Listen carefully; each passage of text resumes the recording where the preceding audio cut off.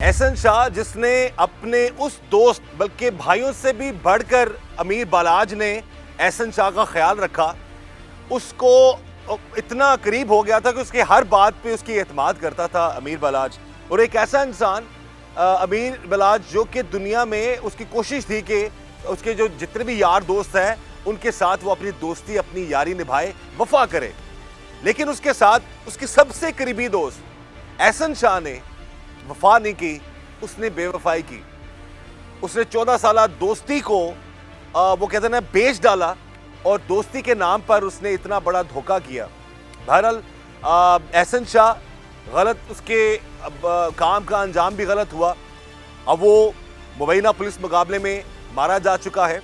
लेकिन बहरहाल एक गलत उसने राह इख्तियार की जिसकी वजह से एक अच्छा दोस्त, एक अच्छा इंसान, अमीर बालाज के बारे में सब लोग जितने भी यंगस्टर हैं सब जानते हैं, वो उसको अच्छे अल्फाज में याद करते हैं।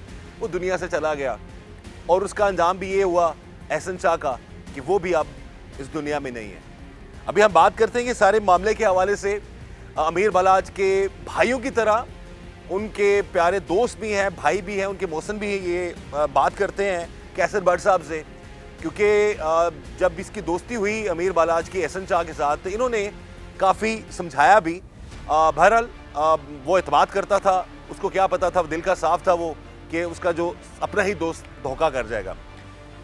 कैसर साहब, इस सारे मामले के हवाले से अमीर बालाज और एहसन शाह जब उसकी ज़िंदगी में आता है इस हवाले से ज़रूर बताइएगा। और अब ये जो ये कहते हैं ना कि आपका बहुत करीबी, आपको बहुत प्यारा था अमीर बालाज भी, वो तो अब दुनिया में नहीं है, लेकिन है कि इस हद तक ये चीज़ सामने आई कि जो सारे मामले में इन्वॉल्व रहा है वो आखिरकार अब मुबैना मुकाबले में अपने अंजाम को पहुंचा। देखें, जब बलाज बहुत छोटा था, टीपू पहलवान जब फौत हुए तो बलाज और इसके दोनों भाई, ये तीनों भाई जो है ना पाकिस्तान ये आ जाते हैं। ये उस टाइम पे बैरून मुल्क तालीम हासिल करने के लिए टीपू पहलवान ने इन्हें भेजा हुआ था। अमीर बलाज, मौसब और मीर फतेह ये वहाँ पे तालीम हासिल करते थे। और जब ये हादसा हो जाता है तो उसके बाद उन्हें वापस पाकिस्तान आना पड़ा। जब वापस पाकिस्तान आए तो इधर आके मीर बलाज जो है, सारे हम भाइयों ने फ़ैसला किया कि इसको इधर पाकिस्तान में रोके, ये अपने वालिदैन का कारोबार जो है इसको संभाले और इसको आगे लेके चले और अपने भाइयों के लिए ये बाप की जगह ले। जब ये होता है तो इसी दौरान फेसबुक के ज़रिए एहसन शाह की दोस्ती हो जाती है मीर बलाज के साथ। आज से कितने साल पहले की ये 2010 की बात है, 14 साल पहले की बात है। इनकी दोस्ती हो जाती है। जब दोस्ती होने के बाद ये एक अपने कज़न के ज़रिए जो है सीढ़ी बनाता है तो ये बलाज के घर पहुँचता है, करीब होता है, दोस्तियाँ बढ़ जाती हैं इनकी। वक्त के साथ साथ ये भी जवान होते गए, गुजरते गए। जब इसने देखा कि अभी मेरा कोई काम नहीं बन रहा, इसने फिर लड़कियों के साथ तल्लकात बनाना शुरू कर दिए एहसन शाह ने। फिर लड़कियों के साथ इसने बैरून मुल्क कोई अपना जो प्रमोटर कहते हैं, लड़कियों को सप्लाई करते हैं, वो अंडरग्राउंड अपना धंधा शुरू कर दिया जिसकी इसने बिनक तक भी बलाज तक और हमारे तक नहीं पहुंचने दी। और मदद वो डायरेक्टली इनडायरेक्टली पैसे की वो बलाज से लेता चाहे कुछ भी बहाना लगा कर उसे पैसे निकलवाता। अभी देख लें, रिसेंटली जो है 50 लाख रुपया इसने घर में रखा और 10 लाख रुपया उम्रे के लिए बलाज से आके मांग रहा था कि मुझे दे दो, मैंने उम्रा करने जाना है, कि मैं इनको दिखाऊं मेरे पास कुछ नहीं है। तो ये अंदर ही अंदर ना अपने जो काले कारनामे थे इनको सरंजाम दे रहा था। और जब वक्त गुजरता गया, जब कुछ लोगों ने कुछ बातें बाहर निकलना शुरू हो गई, जिन लोगों को इसने थ्रेड करना शुरू कर दिया कि पैसे दो, बलाज के अड्डे पे आओ, मैं आपको छोड़ूंगा नहीं। अच्छा, नाम बलाज को यूज कर रहा है, बलाज का यूज कर नाम उसको कर रहा है, फायदा उसी से उठा रहा है। वो कुछ हम भी इधर हमारे भी लिंक्स हैं शहर में, कुछ लोगों ने हम मेरे साथ कांटेक्ट किए कि एहसन हमें परेशान करता है। कुछ लोगों ने बच्चू मामू के साथ किए। हम फिर बलाज के साथ कुछ नाराज़ हुए, इसको कुछ खींचा कि ऐसे काम मत करो, इसको छुट्टी कराओ, ये अड्डे में ना आए, ये यूराना हमारे बस की बात नहीं है। हमने 15 साल तुम्हारे इर्द गिर्द जो शहर रखा है ये उसको तोड़ने की कोशिश कर रहा है। तो इसको बलाज भाई आप इसको करीब ना आने दो। तकरीबन फिर 3-4 महीने बलाज ने इसको गुस्से से मना कर दिया कि तुमने इधर अड्डे पे नहीं आना। जब इसने ये देखा रिसेंटली, इसने तो मुझे इस हद तक कर दिया है कि ये मुझे अड्डे से आने पे मना कर दिया है, तो ये तो कल को मुझसे मिलना भी ख़त्म कर देगा। तो मैं तो आज जो 14 साल पहले सफ़र किया था तो मैं तो आज भी उधर उधर आके खड़ा हो जाऊंगा फिर। तो मेरे जो नापाक अज़ाइम हैं इनको मैं कैसे प्रवान चढ़ाऊंगा। इसी असना में इसने फिर बलाज से सुलह की, मिन्नतें तरले वास्ते किए कि किसी तरह मैं फिर इसके घर में घुस जाऊं। जब इसके ऊपर मैं फिर पूरा इत्मीनान दोबारा बना लूँगा तो इसके बाद मैं तीफी भट्ट से रब्ता करके इसका काम तमाम कर दूँगा। आपके मुताबिक बकौल आपके कि एहसन शाह ने खुद रब्ता किया तीफी भट्ट से? जी, इसने खुद रब्ता किया। तीफी भट्ट जो पहले ही इस इंतज़ार में बैठा हुआ था कि मैं कोई भी नुकसान इस घर का हो सके तो मैं करूँ, तो वो धाक लगाए बैठा था। जब उस तक ये खबर पहुंची कि एहसन शाह उससे मिलना चाहता है तो उसने शेल मलिक को कहा इसको जल्दी लेके आओ। वो उसको जब लेके गया एहसन शाह को, वहाँ पे इनकी पहले 3 मुलाकातें हुई रैंडमली, ऐसे इधर की बात उधर की बात, बलाज क्या करता है, कैसर भट्ट क्या करता है, ये कहाँ बैठते उठते हैं, ये सारी मालूमात इसने लेने के बाद जो तफ्तीश में एहसन शाह ने और जेल जाने के बाद जब मैंने एक आदमी उसके पास भेजा तो जो उसने इंकशाफात किए, इन्होंने वहाँ पे बलाज के मर्डर का प्लान बना लिया। इन्होंने ये प्लान बनाया तीफी भट्ट और एहसन शाह ने कि बलाज को रास्ते से हटा दें, और इसी असना में तीफी भट्ट ने उसको कहा मैं तुम्हें 5 करोड़ रुपया मैं तुम्हें देता हूँ, आप मेरे बेटे हो, आप कारोबार शुरू करो, और बलाज को कत्ल करने के बाद आप जिस चीज़ के ऊपर आप हाथ रखोगे तीफी भट्ट तुम्हारे साथ खड़ा है। सारे मामलात जो थे यहाँ तक मौजूद थे कि अमीर बलाज ने हमेशा एहसन शाह का ख्याल रखा, लेकिन एहसन शाह शुरू से ही यही सोच रहा था कि मैं किसी ना किसी तरह बलाज को नुकसान पहुँचा के तो ताकत और पावर हासिल करूँ। DHA में बलाज अपने दोस्तों के पास जाता था, वहाँ पे रह की दी इसने, वो खुशकिस्मती से वहाँ से निकल गया।